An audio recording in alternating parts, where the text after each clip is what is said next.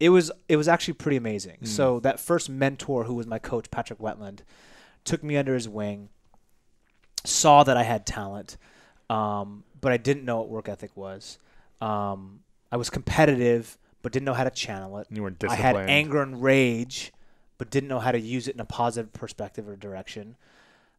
So this was his job, was to mold these younger kids to one day grow up to be great athletes. And then I just fell in love with the sport. And then literally 6.5, 7 months later, I tried out for the U.S. World Team trials, which is all age groups, and I ended up winning it. 6 months later. Yeah, which I came out of nowhere. People Crazy. were just like, who the hell is this kid? Fast forward a year later is the 1998 Olympic trials. Didn't make that team. Got dead last. The reason why is I went back home after I made my first team and hung out with the same friends, partied, and didn't train. Didn't focus. Zero focus. Didn't know that the off season was really the kind of the preseason. Yeah. And harsh lesson. Just gave up. And then so my father. And you're 16.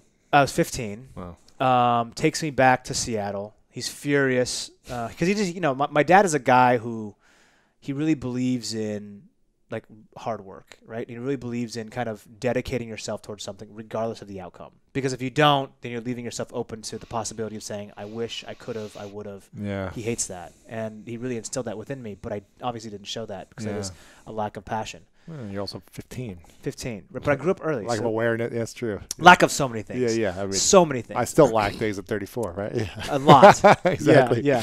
I'm still 15 in a 34-year-old body.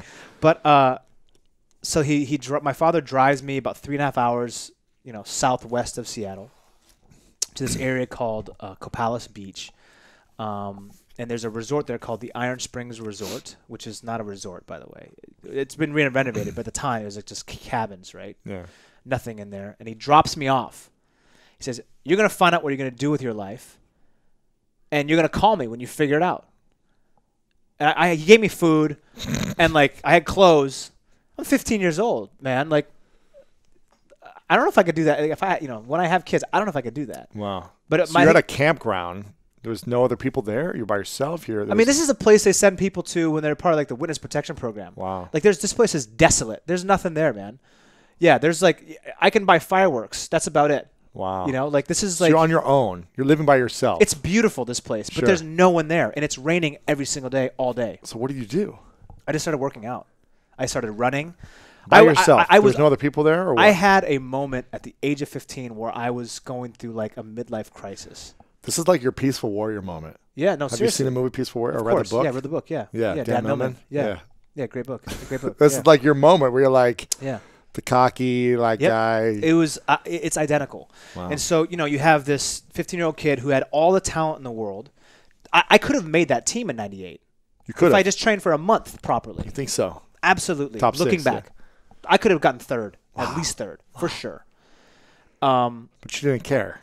Didn't care. Thought that it wasn't important. Didn't understand the importance of going to the Olympics. I didn't understand it. I didn't understand. Wow. I just didn't. It wasn't understand like a dream of yours, or it was, but obviously not. Mm-hmm. Until I lost, and I felt that kind of pain of, man, I could have done something better. I could have been. And then I tried to just kind of find myself in this period of time where I was just trying to training, and I called my dad about 5 or 6 days into this mindless training program that I set up for myself, and said I made a decision. I want to try speed skating one more time. I didn't tell him actually. I just said I made a decision. He came pick me up, and then I kind of made a decision what you want to do with your life. Yeah. And he was like, look, either you're going to go back to school, really, really study, or you're going to pursue the Olympic Games and try to become an Olympic athlete. And I said, I think I can do it, and I decided to do that. So I then really dedicated myself back and towards the Olympic movement, and 16 now. I fell in love with the sport. So when I came back home the second time, I didn't call any of my friends. I set up a little stationary bike in my basement and a small, little 7-inch Sony Triniton TV. I always remember it's white. And I set up a little player, and I just watched skating tapes while I was biking every single day. And I went to school and studied. And it was very non-scientific. But I basically just busted my ass, and I became completely obsessed with the sport.